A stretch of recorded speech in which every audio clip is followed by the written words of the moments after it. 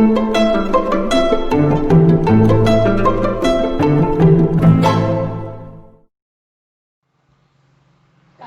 पार्टमध्ये आपण व्हिटस्टोन्स ब्रिज बघितला होता. व्हिटस्टोन्स ब्रिजमध्ये आपण रेझिस्टन्स अननोन रेझिस्टन्स फाइंड केला. यासाठी आपण फॉर्म्युला काल प्रूव्ह केलेला आहे. R1/R2 is equal to R3/R4. म्हणजे तुमचा क्वाड्रिलॅटरल तुम्ही घेतला होता. एका गॅपमध्ये इकडं R1 आहे, इकडं R2 आहे, इथं R3 आहे, तर इथं काय तुमचं R4. R1/R2 is equal to R3/R4 असं येते. किंवा आपण ॲक्च्युअली प्रूफ बघितलं तेव्हा आपण हे घेतलं होतं तर P, Q, R आणि S. म्हणजेच काय होतं P/Q is equal to S/R. P/Q is equal to S/R. या चारपैकी एक रेझिस्टन्स जर अननोन असेल तर तो रेझिस्टन्स आपल्याला व्हिटस्टोन्स ब्रिज वापरून आपल्याला काय करायचं आहे, फाइंड करायचं आहे. मग एक सिंपल एक्झाम्पल तुम्हाला दिलेलं आहे. म्हणजे 3 गॅपमध्ये म्हणजे 5 ohm, 10 ohm and 15 ohm and x ohm resistance are connected to form a Wheatstone's bridge. Then find the unknown resistance x. जेव्हा त्यांनी असं दिले Wheatstone's bridge फॉर्म होतो त्यावेळी हे रेझिस्टन्स तुमचे असे असतात सिरीज. म्हणजे हा 5 ओहम, हा 10 आणि हा येणारा तुमचा 15 आणि हा कोण येतो तुमचा x. तर तुम्हाला काय फाइंड करायचं आहे तर अननोन रेझिस्टन्स x हा तुम्हाला काय करायचा आहे, फाइंड करायचा आहे. मग यासाठी तुमचा हा जर मानला आपण P is equal to 5 ohm, Q is equal to 10 ohm, R is equal to किंवा S म्हटलं तरी चालेल, R is equal to X ohm, S is equal to 15 ohm. Then by Wheatstone's principle of Wheatstone's bridge P/Q is equal to R/S. इकडचा आधी येतो आणि हा divide करायचा आहे. P/Q is the 5/10 is equal to X/15. Therefore x is equal to multiply करून घ्यायचं 15 multiply by 5 divided by 10. Therefore x is equal to 75/10. Therefore x is equal to 7.5 ohm. असा अननोन रेझिस्टन्स तुम्हाला काढायचा आहे. हे perfect लक्षात ठेवा. इकडून 5/10 इज इक्वल टू x/15. हा तुमचा व्हिटस्टोन्स ब्रिजचा फॉर्म्युला वापरून आपण अननोन रेझिस्टन्स शोधलेला आहे. अजून एक प्रकारे असा प्रॉब्लेम असतो की जर तुम्हाला व्हिटस्टोन्स ब्रिज बॅलन्स करायचा असेल तर तुम्ही रेझिस्टन्स किती जोडावा लागला तर तुमचा बॅलन्स होतो. मग यासाठी एक एक्झाम्पल तुम्हाला दिलेलं आहे की 4 ohm, 4 ohm and 4 ohm, 4 ohm, 4 ohm and 12 ohm resistances are connected to form a Wheatstone's bridge. Bridge when म्हणजे केव्हा ब्रिज बॅलन्स होतो, या 12 ओहमच्या अक्रॉस किती रेझिस्टन्स तुम्ही जोडला तर ब्रिज बॅलन्स होतो. म्हणजे आपल्याला जर आत्ता आपण जर याचा रेशिओ घेतला 4, 4, 4 आणि 12 तर तुमचं बॅलन्स होत नाही. मग 12च्या अक्रॉस किती रेझिस्टन्स तुम्ही बॅलन्स कराल तेव्हा तुमचं काय होणार आहे, ब्रिज बॅलन्स होतो. असा क्वेश्चन आहे.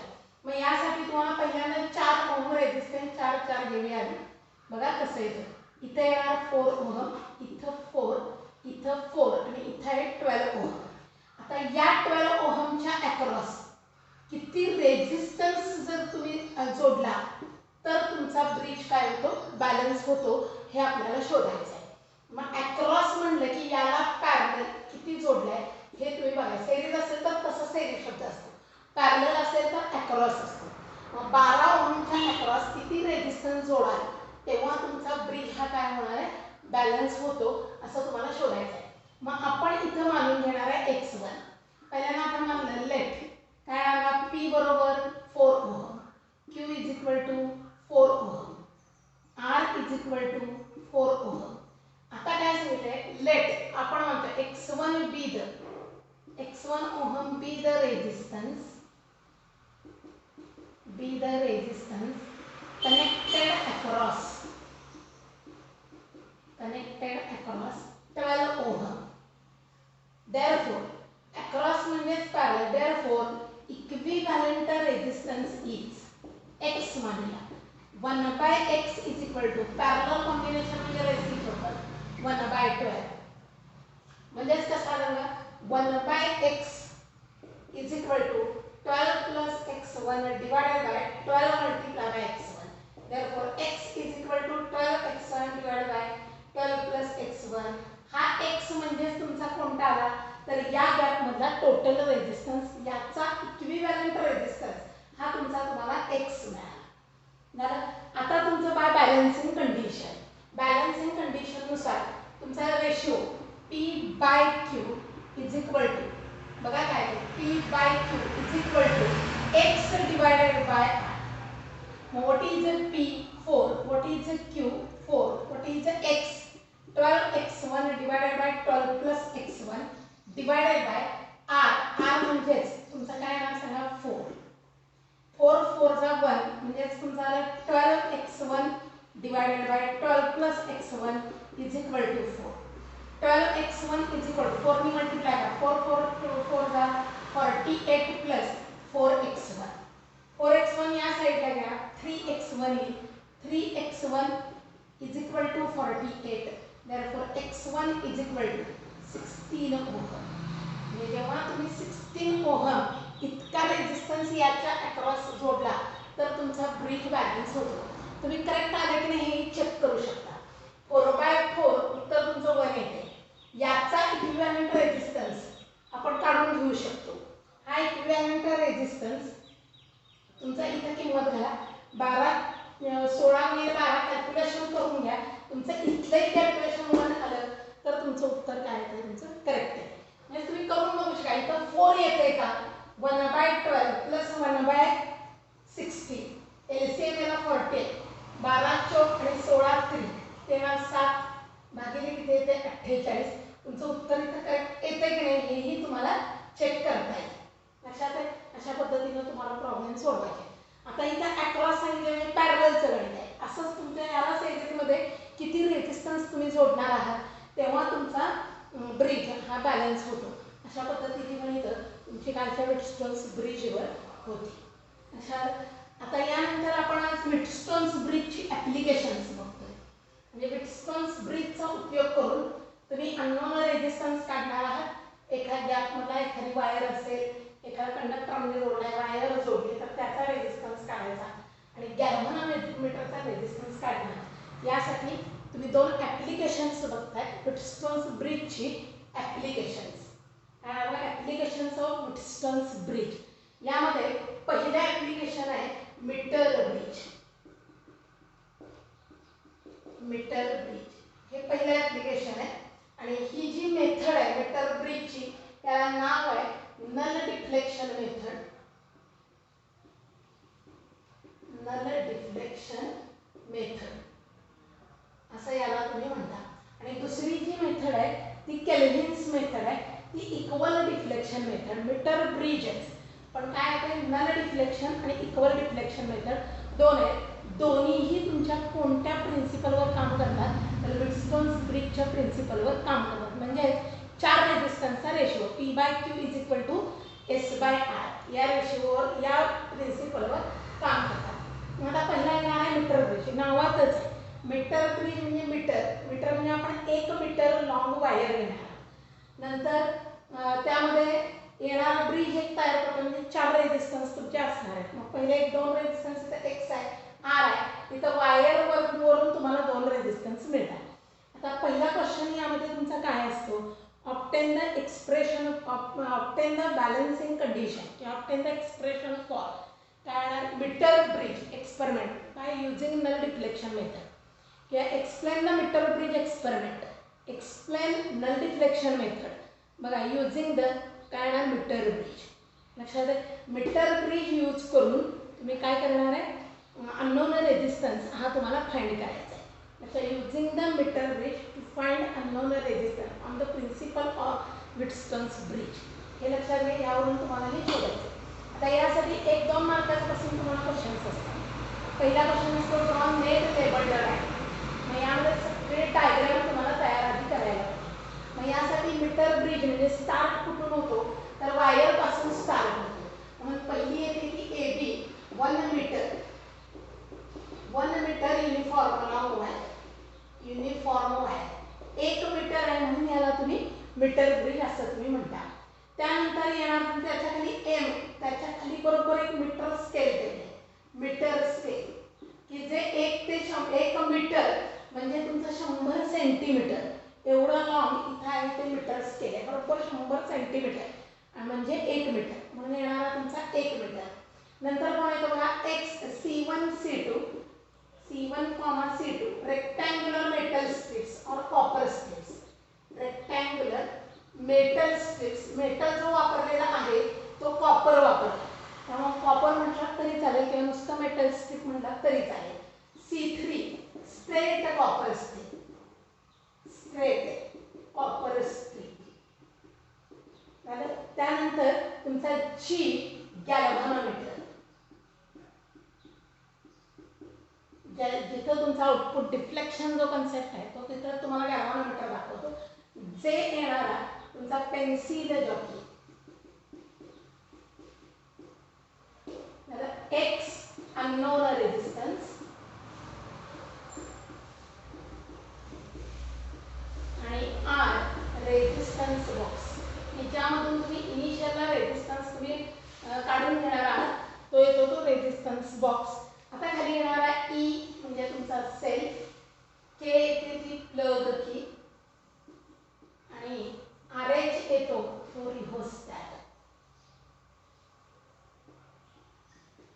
अशी तुमची ड्रॉन नेट लेबल्ड डायग्राम म्हटलं की तुमची इतकी लेबल्स आणि परत तुमची इतकी डायग्राम ही परफेक्ट जमायला पाहिजे.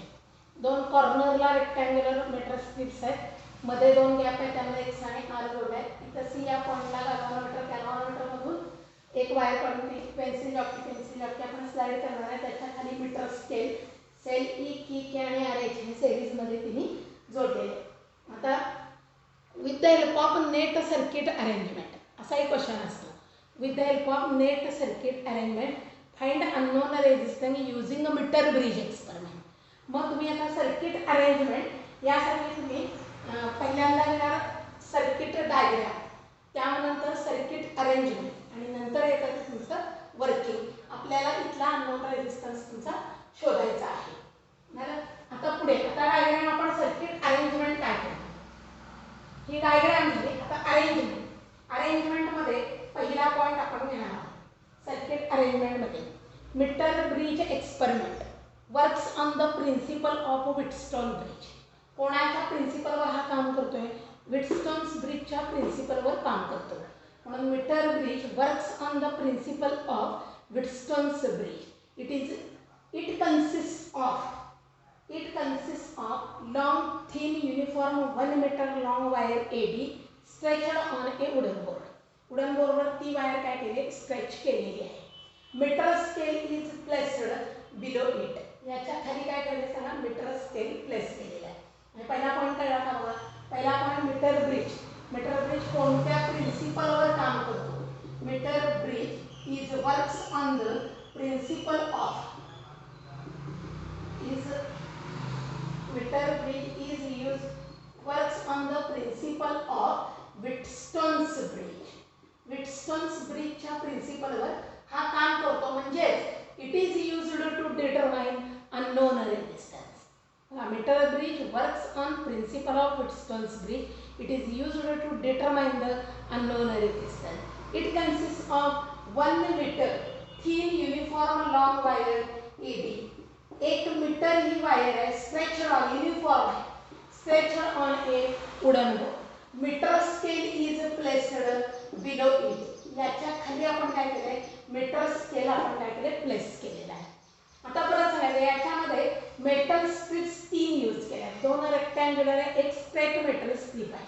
मग तुम्ही दुसरा पॉईंट तुम्ही सांगा, it consist of 2 rectangular metal strips और copper strips C1 and C2. Rectangular copper strips आहेत, या कोण आहेत, C1 and C2. Rectangular copper किंवा तुमच्या बुकप्रमाणे मेटल स्ट्रिप्स हा शब्द वापरला तरी चालेल. It consist of 2 rectangular metal copper strips C1 and C2 placed at corner of metre bridge. Third straight copper strip is placed in between them so that 2 gaps are formed. याच्यामध्ये 2 gap form झाले. In a left gap और in one gap. Left gap म्हटलं very good. In left gap unknown resistance X is to be placed. एका gap मध्ये काय ठेवलंय, unknown resistance resistance तुम्ही place केलाय. And in other gap resistance box R is to be placed. बघा काय काय सांगतो, म्हणजे पूर्ण डायग्राममधलं प्रत्येक नोट तुमची यामध्ये यायला पाहिजे. एक्स झाला, इथे आर झाला. आता जी बद्दल बोलणार आहोत.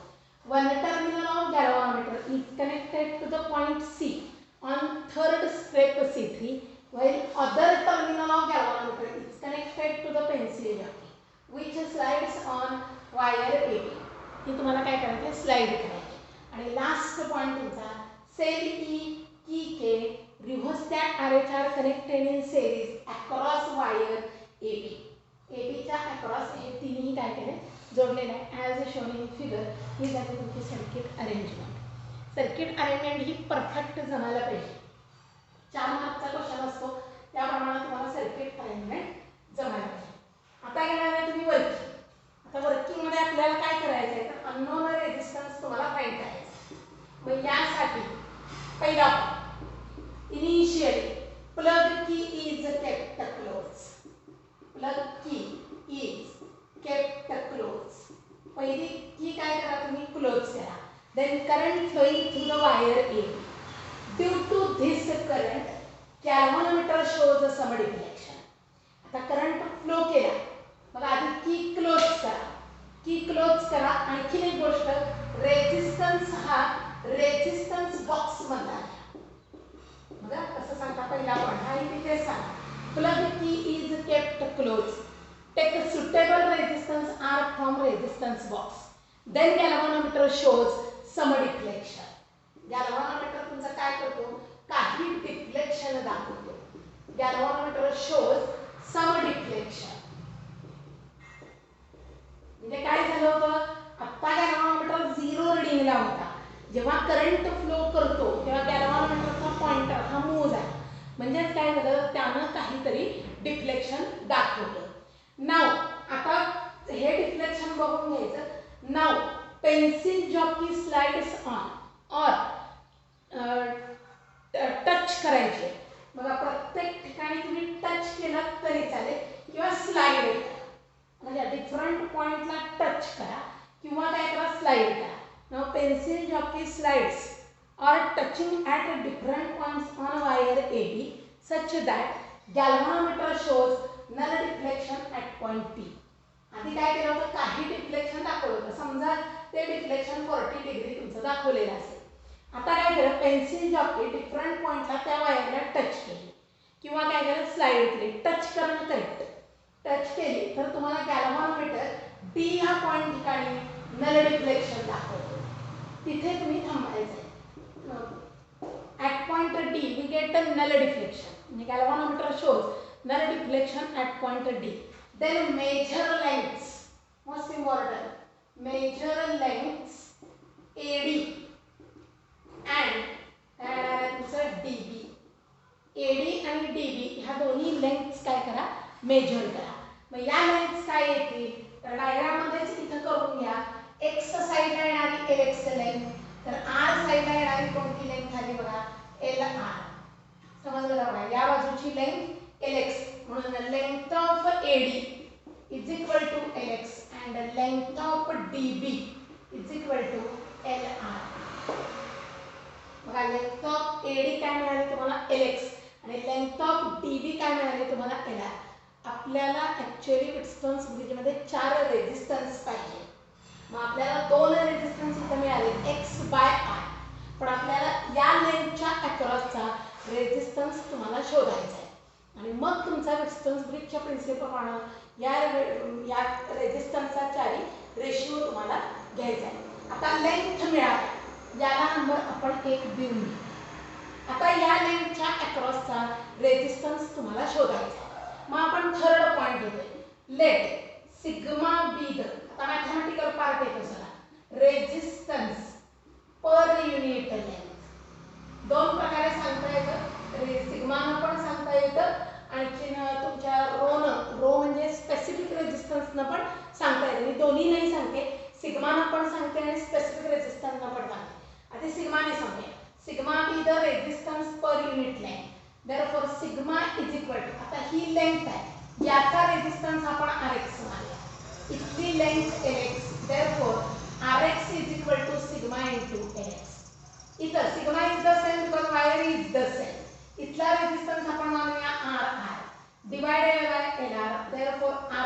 Is equal to sigma into L R, याला नंबर द्या तो. By principle of Wheatstone's bridge, principle नुसार आमचा रेशिओ येतो X by R is equal to R X by R R, where R X is the resistance of wire along length Lx and RR be the resistance of wire along the length Li.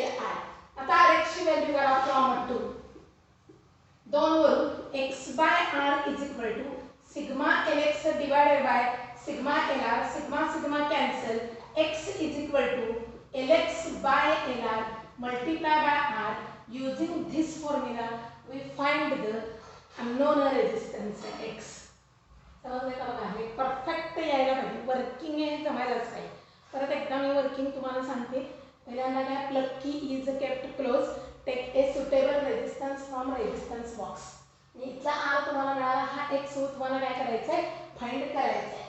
नंतर काय सांगितलं बघा, then current flowing through the A B, wire A B मधून current flow होतो. Then galvanometer shows some deflection. बघा, नाव pencil jockey touching at different points on wire AB, we get null deflection at point D. D या ठिकाणी आपल्याला null point मिळाला. Measure length AD and measure length DB. AD is the Lx, DB is the Lr. Sigma be the resistance per unit length. आपण हा बघितलाय 10वी 11वी मध्ये तुमच्या इलेक्ट्रोस्टॅटिक मध्ये या डेफिनेशन बघितलं. Sigma is the surface charge density.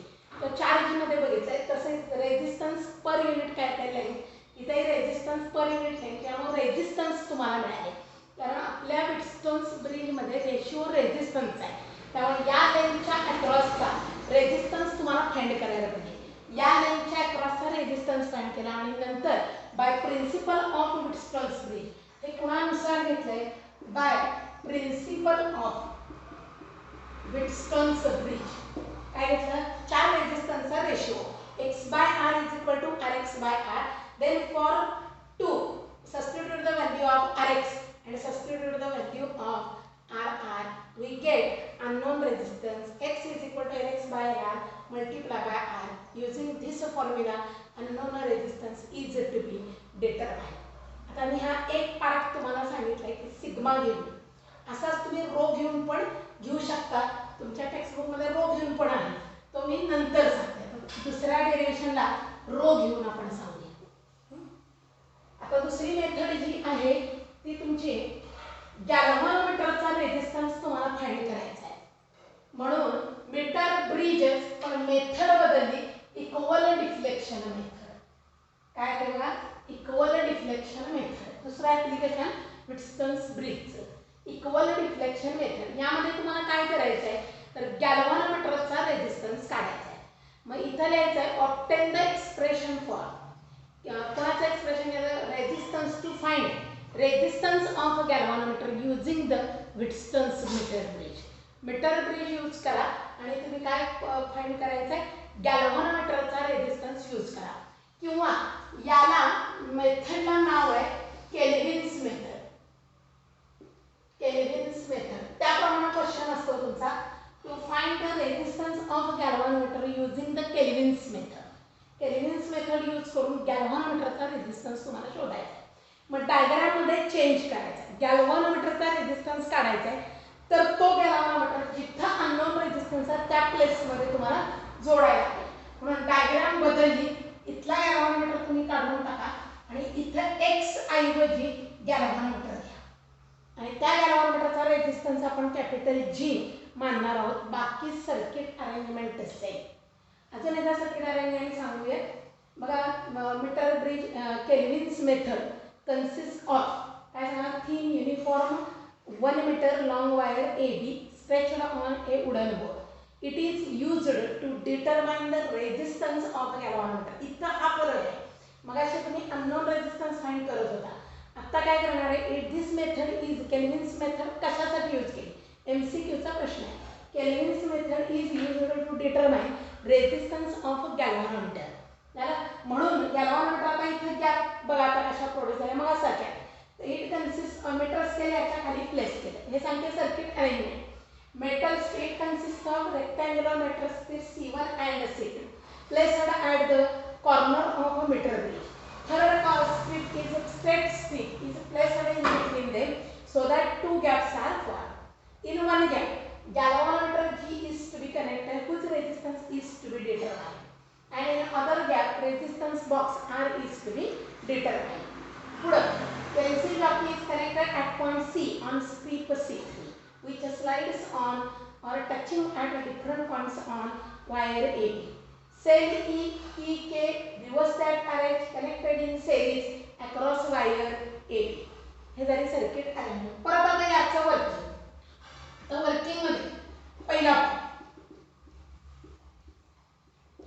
मध्ये पहिला initially key K is kept close.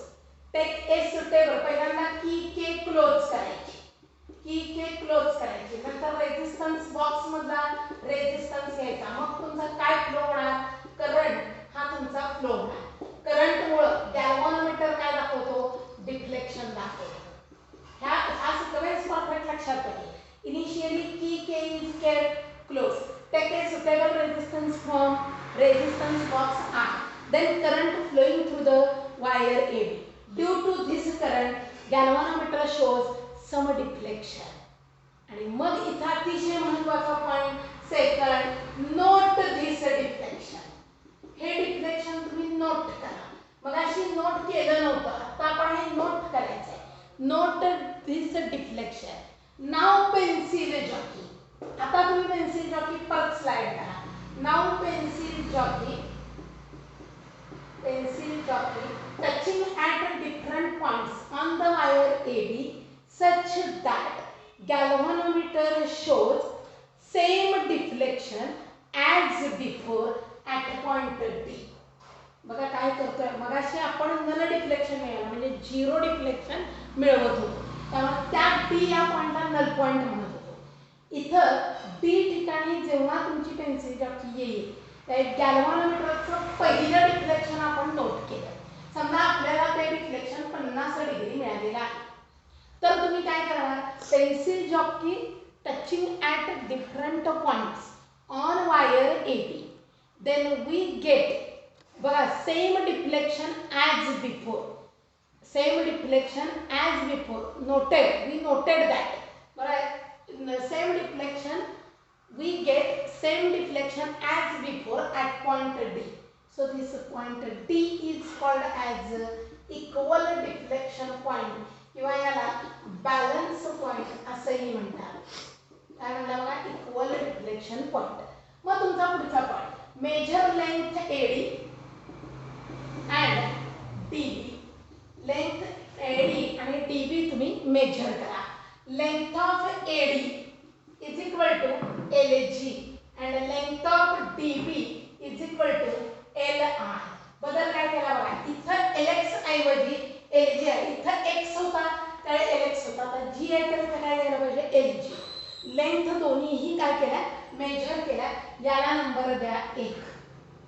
आता आपल्याला प्रिन्सिपल व्हिटस्टोन्स ब्रिजचं यूज करायचं आहे.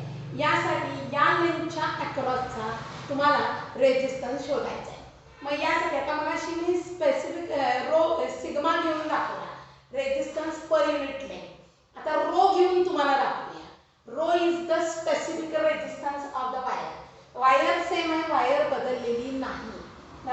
मग rho is the specific resistance of wire. Formula तुमचा येतो RA divided by L.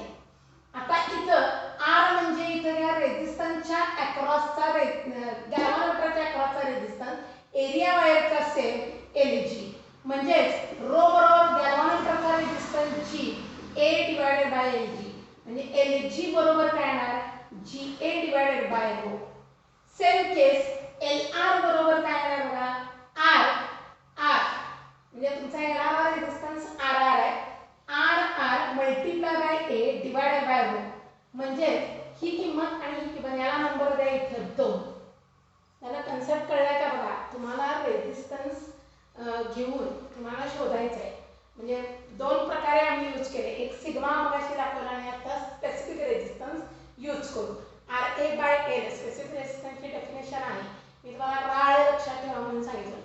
Row is equal to राळ RA बाय L.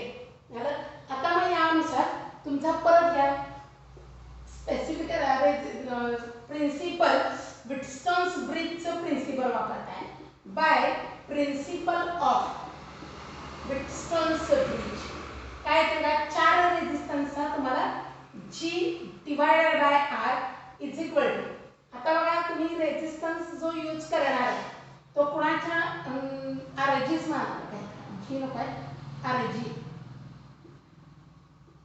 आता दोन्हीचा रेशो इथे ना काय बघा रेझिस्टन्स तुम्हाला यूज करायचा आहे तर लेंथ मध्ये आपण घेतलेला आहे रेझिस्टन्सची व्हॅल्यू येत आहे तर काय येणार बघा LG म्हणजे RG डिवायडेड बाय RR म्हणजे काय येणार बघा G by R is equal to RG ची व्हॅल्यू काढून घ्या LG rho divided by A divide by LR rho divided by A cancel rho cancel G by R is equal to LG by LR म्हणजे G is equal to LG by LR multiply by R using this formula we calculate the resistance of a galvanometer.